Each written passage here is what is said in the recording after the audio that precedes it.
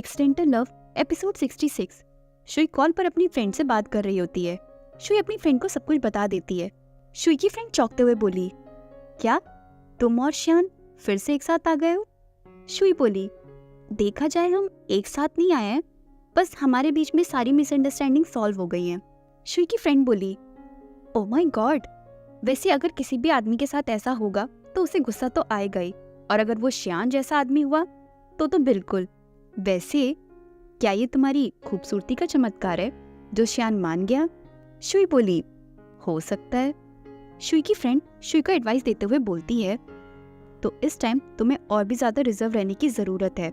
ज्यादा इनिशिएटिव मत लेना, वरना जो औरतें पहले इनिशिएटिव लेती हैं अक्सर आदमी उन्हें टेक फॉर ग्रांटेड ले लेते हैं और फिर वो तुम्हें चेरिश भी नहीं करते हैं।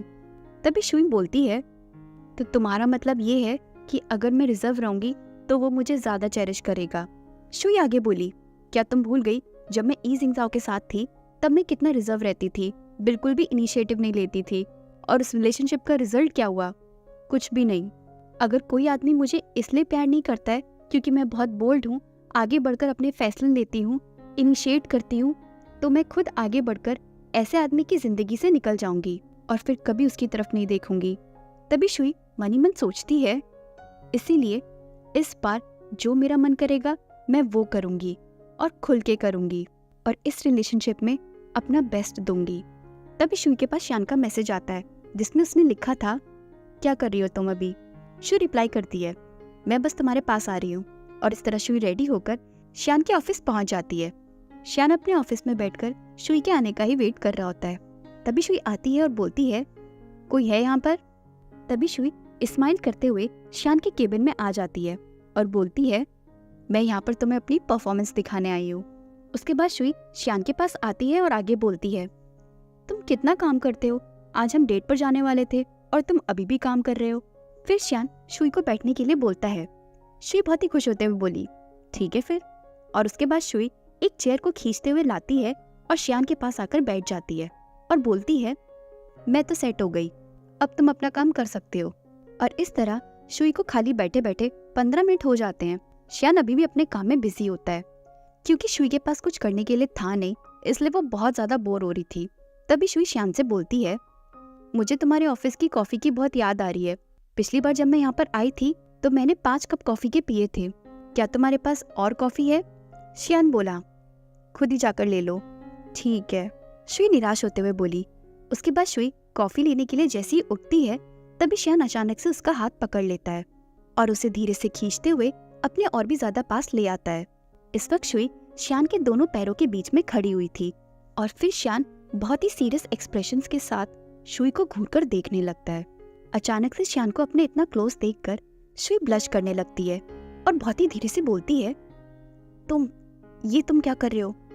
क्या हम मूवी देखने नहीं जाने वाले हैं? तभी श्यान बोला, इतनी जल्दी क्या है, पहले मुझे तुम्हें अच्छे से देखने तो दो। शुई अपनी पूरी कोशिश कर रही थी श्यान के पैरों के बीच से निकलने की, लेकिन श्यान उसे जाने नहीं दे रहा था। तभी शुई बोलती है, प्लीज अब परेशान करना बंद भी करो।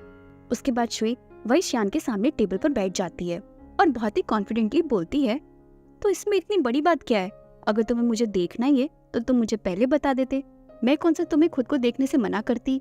और जब तुम मुझे अच्छे से घूर कर देख लो तो प्लीज उसके बाद हम मूवी देखने चलते हैं।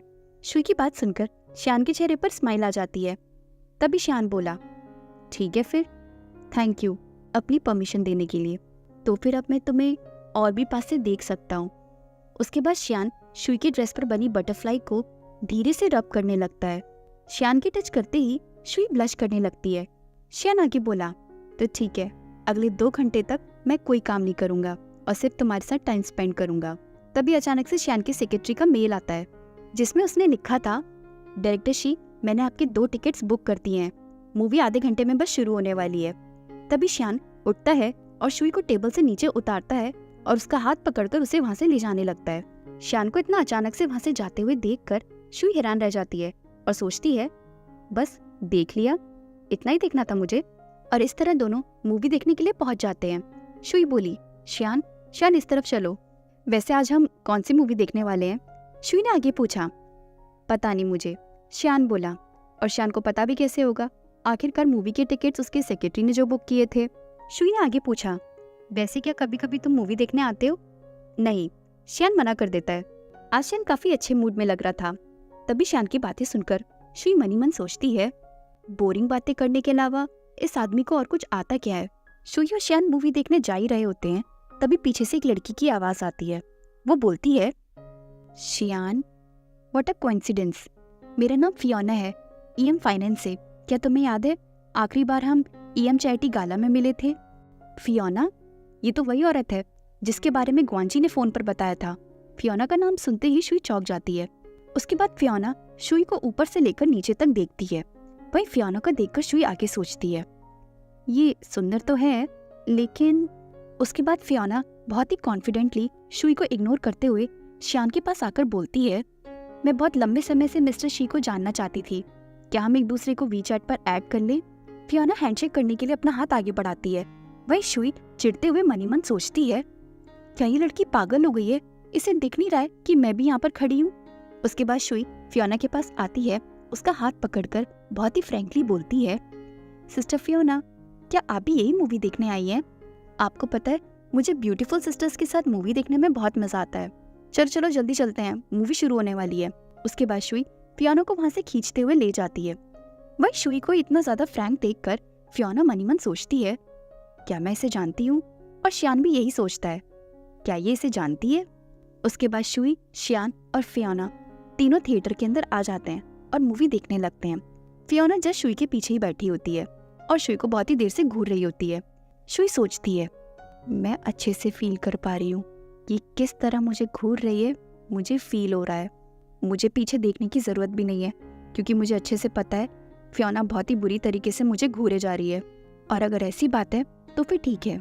तभी शुई के दिमाग में एक आइडिया आता है। शुई श्यान से बोली, श्यान, मैं काउंटर से पॉपकॉर्न लेकर आई हूँ, क्या तुम खाओगे? नहीं, श्यान एक झटके में मना कर देता है। तभी शुई अपनी तिरछी नजरों से फियोना की तरफ देखती है और आगे सोचती है, ये तो अभी भी देख रही है। जैसे ही श्यान थोड़ा सा झुकेगा, मैं श्यान को तुरंत किस कर लूंगी और तब इसकी आंखें निकल के बाहर आ जाएंगी। उसके बाद शुई बहुत ही रिक्वेस्ट करते हुए और प्यार से श्यान से फिर से बोलती है, प्लीज एक खा लो, प्लीज, बस एक। उसके बाद श्यान भी उसी डायरेक्शन में देखता है जिस तरफ शुई देख रही थी। श्यान देखता है कि फियोना उन दोनों को ही देख रही है और वो समझ जाता है कि शुई ऐसे रिएक्ट क्यों कर रही है। शुई बोली, ठीक है, तुम्हें नहीं खाना है तो मत खाओ, मैं अकेले ही खा लूंगी। तभी शुई मनी मन उदास होकर सोचती है, एक्चुअली फियोना का मिसअंडरस्टूड करना नेचुरल है, क्योंकि अभी हमें ही नहीं पता है कि हमारा रिलेशनशिप है क्या। ये श्यान पर डिपेंड करता है कि उसका उसके फीमेल पार्टनर में कितना इंटरेस्ट है। शुई पॉपकॉर्न खाने जा ही रही होती है, तभी श्यान शुई का हाथ पकड़ लेता है और पॉपकॉर्न खाने के लिए शुई की तरफ झुकता है। श्यान को इस तरह शुई के क्लोज आता हुआ देखकर फियोना हैरान रह जाती है। उसके बाद श्यान शुई के क्लोज आता है और उसी के हाथ से पॉपकॉर्न खा लेता है और फिर शुई की तरफ देखते हुए बोलता है, शुई, मुझे और खाना है। अगर आपको ये स्टोरी अच्छी लग रही है तो प्लीज़ चैनल को सब्सक्राइब और स्टोरी को लाइक एंड शेयर करना ना भूलें। Thank you.